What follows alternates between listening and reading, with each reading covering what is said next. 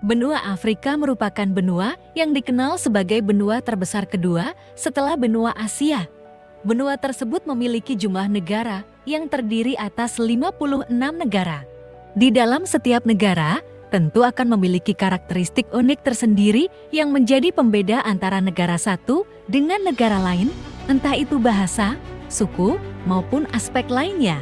Dari sekian banyaknya negara yang ada di benua Afrika, dinamika kehidupan di negara Afrika Selatan merupakan hal yang menarik untuk dibahas. Salah satunya adalah mengenai suku-suku bangsanya. Suku Khoi adalah salah satu suku bangsa yang mendiami wilayah di Afrika Selatan bersamaan dengan suku-suku yang lainnya seperti suku Zulu, Xhosa, serta Bushmen. Beberapa masyarakat terkadang juga menyebut suku ini dengan sebutan Khoi, Puhun, Khoisan, ataupun Quena.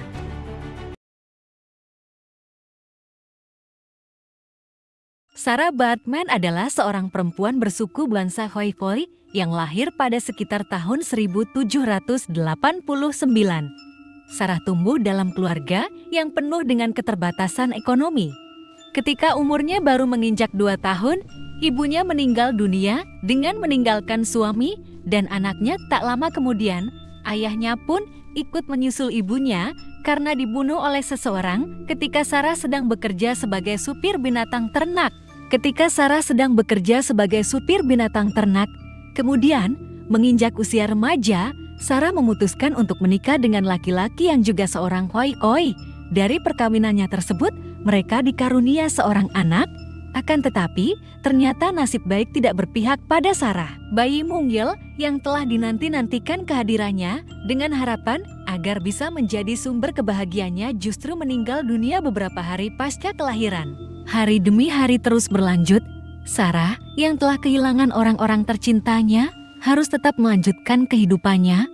Di dalam keadaan yang masih berduka tersebut, Sarah bertemu dengan seorang Belanda bernama Peter Willem Cesar. Cesar membujuk Sarah agar mau diajak berpindah menuju Tanjung Harapan sebagai seorang pembantu untuk mengatasi kehidupan Sarah yang sedang berada dalam titik terendahnya.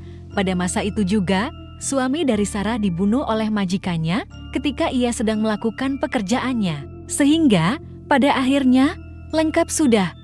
Sarah pun menjadi seseorang yang hidup sebatang kara tanpa orang tua, suami, serta anak. Pada masa abad ke-18 hingga abad ke-19, aktivitas perbudakan merupakan suatu hal yang sangat umum untuk dilakukan oleh kalangan masyarakat menengah atas. Di setiap rumah-rumah, hampir semua masyarakat memiliki budak-budaknya sendiri. Memiliki budak pada masa itu belum dianggap sebagai sebuah kejahatan, melainkan dijadikan sebagai bagian dari sebuah tatanan sosial yang berlaku di masyarakat. Sehingga mereka berpikir bahwa semakin mampu seseorang dalam memiliki atau membeli lebih dari satu budak, maka semakin bagus juga citra yang mereka dapatkan di masyarakat. Seperti yang telah diketahui bahwa benua Afrika merupakan pusat dari kegiatan perdagangan budak di dunia. Melalui 2 jalur perdagangan yang terkenal, yakni Trans-Saharan Trade serta Transatlantic Trade. Budak-budak dari Afrika tersebut berbondong-bondong diarat menuju kapal yang akan mengangkut mereka yang diisi oleh ratusan hingga ribuan budak dengan berhimpit-himpitan satu sama lain untuk diperjualbelikan layaknya sebuah barang oleh antar negara sesuai dengan kebutuhan mereka, terutama negara di benua Afrika, Amerika, dan Eropa. Di samping itu, praktik kolonialisme dan imperialisme kuno oleh bangsa Barat juga telah berkembang pada masa itu. Negara-negara Barat yang pernah menduduki Afrika antara lain seperti negara Portugis, Spanyol, Belanda, dan lain sebagainya.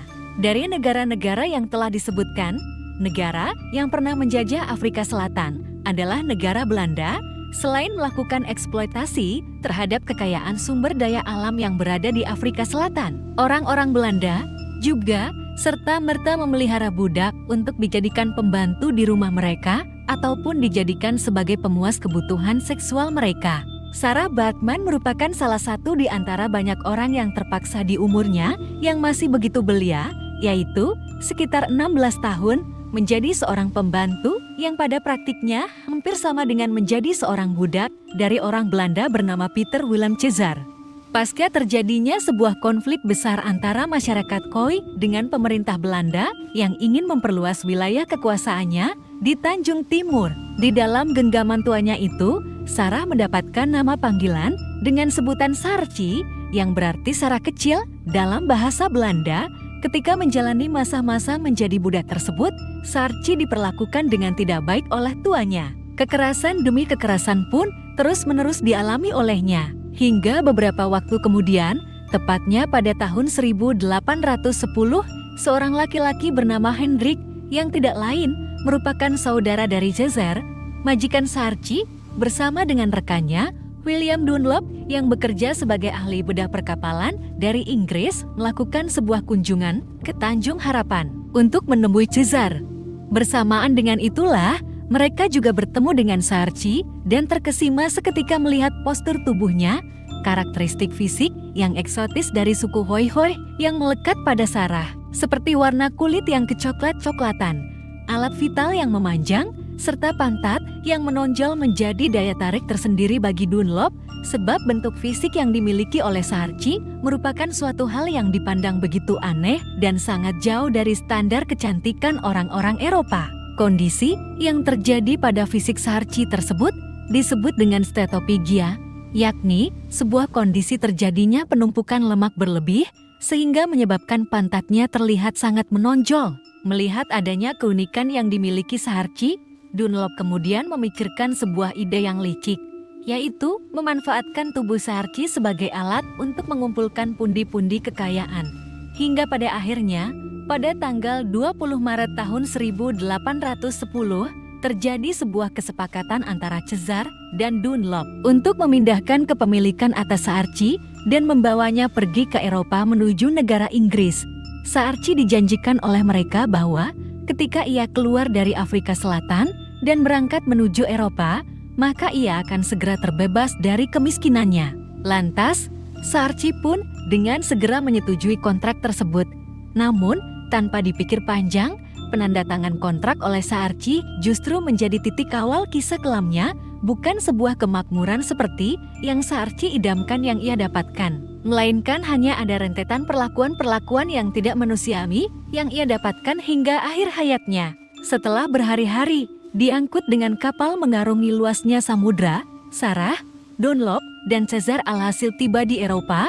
Perlu diketahui bahwa dalam perjalanan tersebut, Cesar dan Dunlop tidak sekadar mengangkut Sarah saja, tetapi juga membawa beberapa hasil buruan mereka, seperti kulit jerapah yang memiliki nilai jual tinggi di Eropa.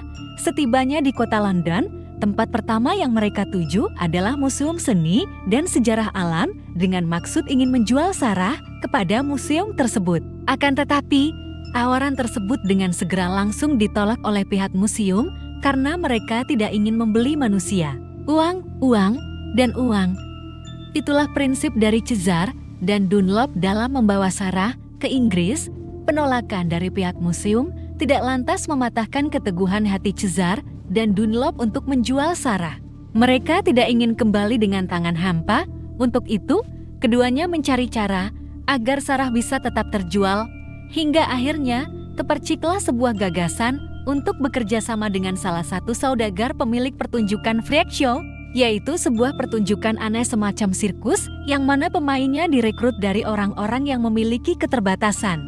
Di dalam freak show tersebut, Cesar dan Dunlop meraup keuntungan yang luar biasa akibat pameran yang mereka lakukan dengan tubuh Sarah. Dengan menggunakan nama panggung Hottentot Venus, popularitas Sarah semakin meningkat.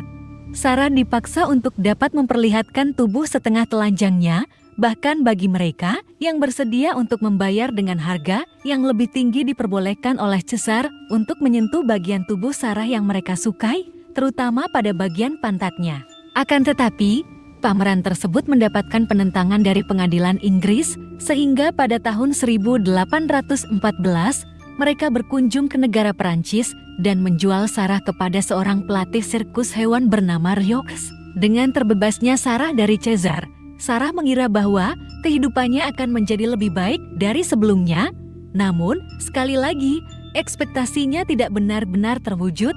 Kehidupannya justru menjadi kian memburuk di tangan Rioux. Dalam freak show Perancis tersebut, Sarah dipakaikan sebuah kalung kerangkeng yang dilingkarkan pada lehernya, diperlakukan layaknya binatang, dan dipaksa untuk tampil di depan penonton selama hampir 11 jam lamanya, yaitu mulai pukul 11 siang hingga 10 malam. Selain itu, terkadang ia juga dipaksa untuk bisa datang ke acara pesta orang-orang Perancis kelas atas selama berjam-jam. Dalam hal tersebut, terdapat sebuah kemungkinan besar bahwa selain menjadi objek tontonan di dalam sirkus, Sarah juga menjadi seorang korban pelecehan seksual. Di samping dijadikan sebagai objek seksual oleh orang-orang Perancis, ternyata Sarah juga menjadi daya tarik bagi Georges Cuvier, seorang ahli biologi yang ingin memecahkan missing link yang menjadi penghubung antara manusia dengan kera atau orangutan dengan meneliti alat genital milik Sarah. Namun permintaan tersebut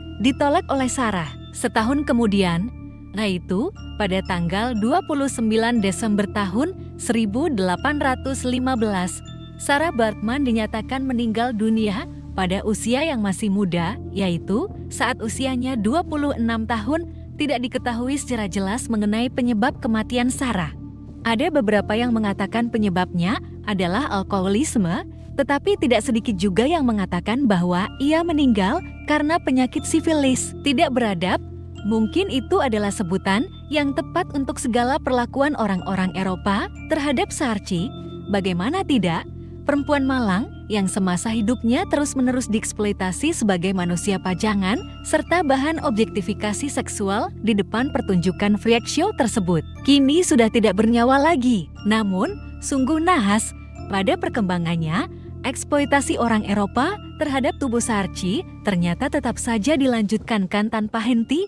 Bahkan ketika ia telah meninggal sekalipun, sebuah kisah yang begitu tragis untuk dibayangkan. Kehidupan Sarah yang begitu memilukan hati karena sepanjang hidupnya menjadi korban rasisme, objek seksual, dan terus-menerus dieksploitasi meskipun ia telah meninggal banyak menginspirasi perempuan-perempuan di Afrika. Pada tahun 1817, Georges Cuvier yang semula pernah meminta untuk meneliti alat genital Sarah, kemudian membedah tubuh Sarah dan mengambil beberapa organ tubuhnya seperti otak, tengkorak, dan juga alat vitalnya yang kemudian diawetkan dan dipajangkan ke sebuah museum bernama Musée des Atomes atau Museum Hoffmann hingga tahun 1974. Perlakuan terhadap Sarah dari sejak ia masih hidup hingga meninggal tersebut membukakan mata banyak orang dan menuai banyak protes bahwa tindakan tersebut bukanlah sesuatu yang dapat dibenarkan. Hingga pada tahun 2002, ketika Afrika Selatan berada di bawah pimpinan Nelson Mandela, jenazah Sarah Baartman dapat dipulangkan dengan tenang ke tempat asalnya, yaitu di Tanjung Timur berkat jasa dari Nelson Mandela setelah selama hampir 2 abad lamanya berada di Perancis.